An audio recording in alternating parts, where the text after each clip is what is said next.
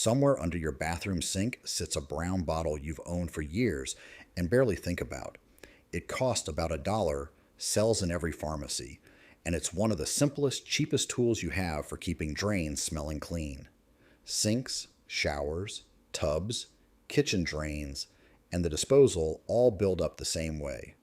A coating of soap residue, grease, hair, and bacteria along the inside of the pipe.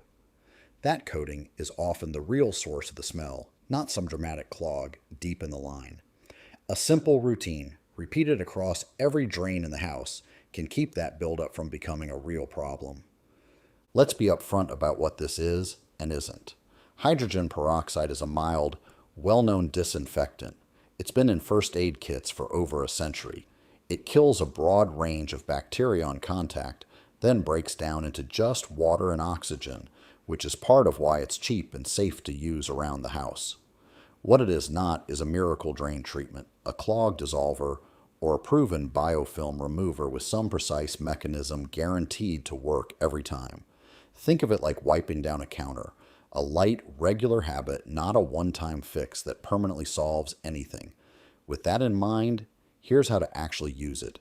Drain by drain. Why drains smell in the first place. Most people assume a bad smell from a drain means something is stuck inside the pipe. Sometimes that's true, but often the smell is just bacterial buildup living on residue inside the pipe walls. Soap scum, skin cells, grease, toothpaste, hair conditioner, whatever regularly washes down that drain. That buildup sits a few inches below the opening, out of sight, and it's what gives an old drain that low, sour smell no surface spray ever fully removes. A weekly or monthly rinse with diluted hydrogen peroxide won't dissolve that layer away like magic, but it does help knock back the bacteria producing the smell, the same basic way it disinfects a scraped knee. Combined with hot water flushing the loosened residue through, it's a genuinely useful, low-effort habit, just not a one-and-done cure. One more honest note.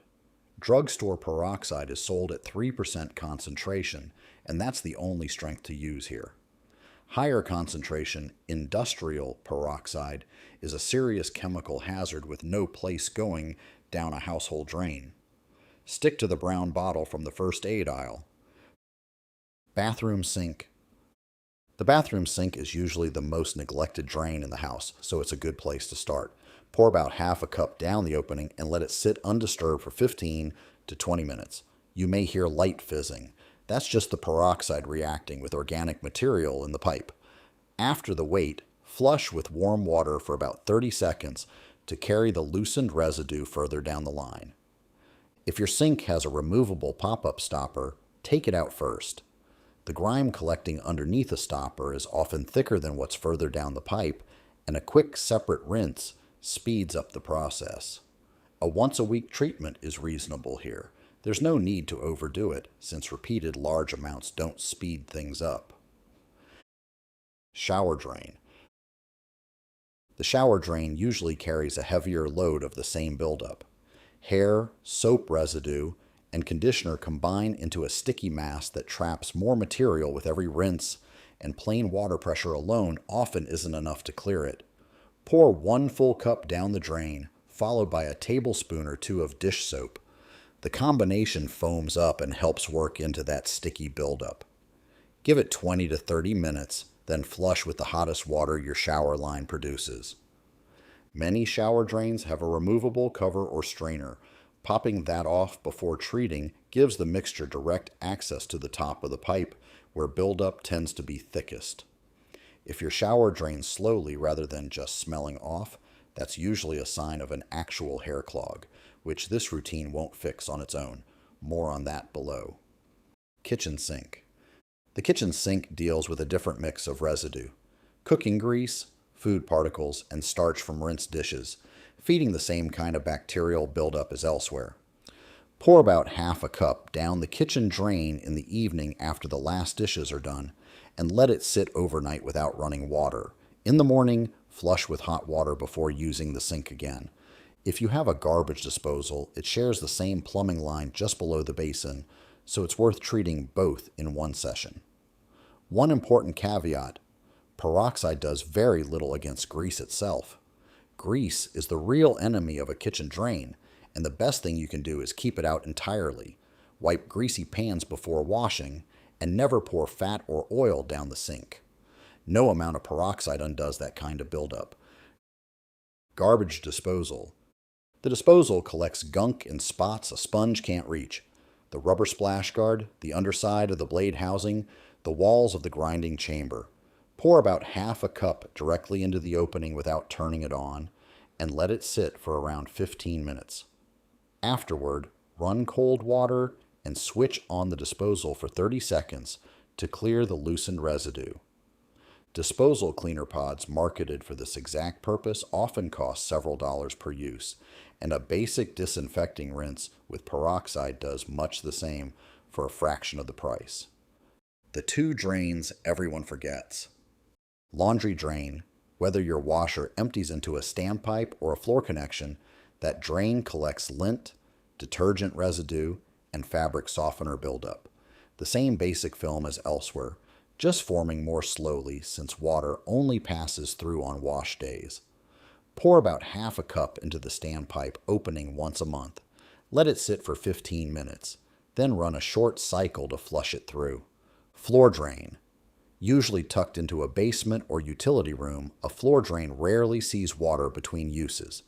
That's its own problem. The water trap underneath can dry out, and once it does, sewer gas odor can drift up into the room, unrelated to bacterial film.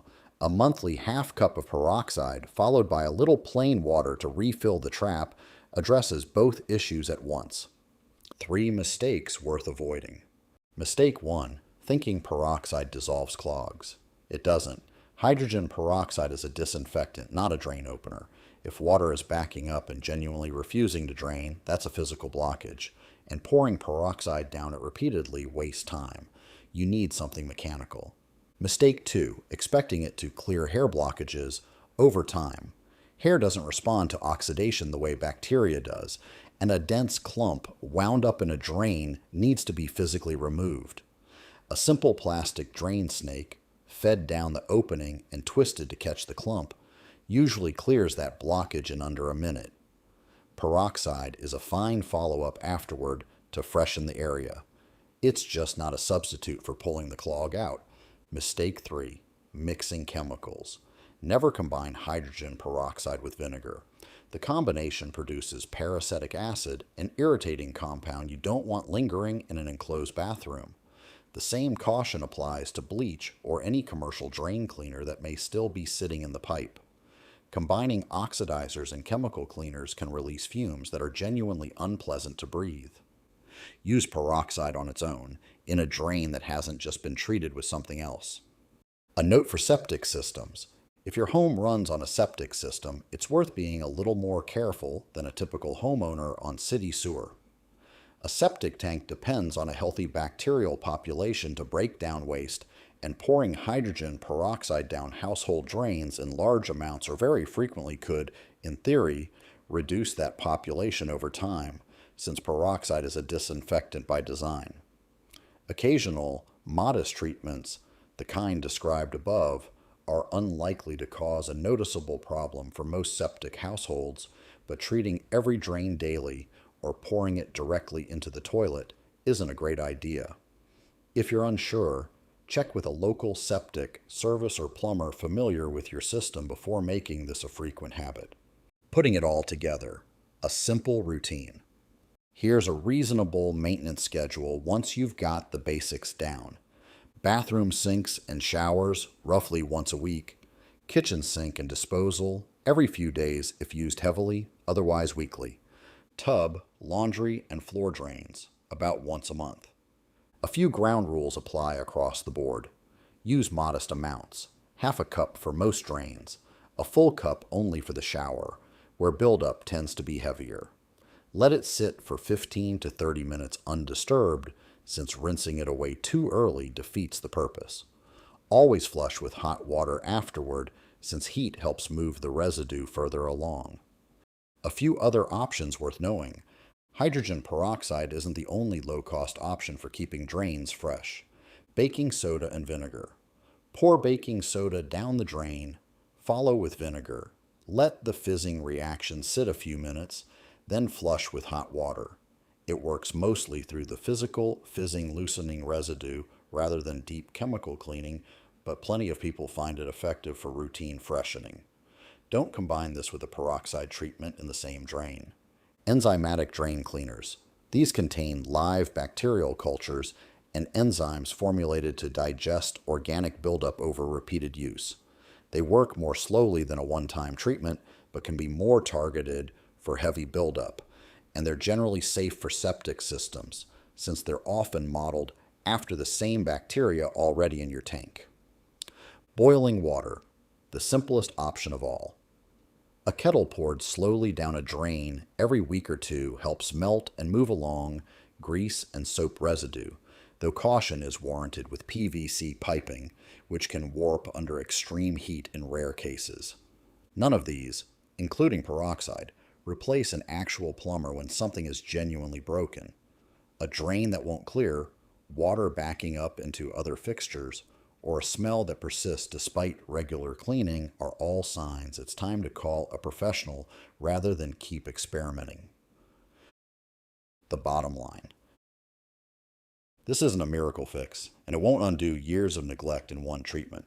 What it actually is, a cheap, low-effort habit that, repeated consistently, helps keep the inside of your drains a little cleaner and less smelly than they'd otherwise be, using something that's probably already sitting in your bathroom cabinet right now.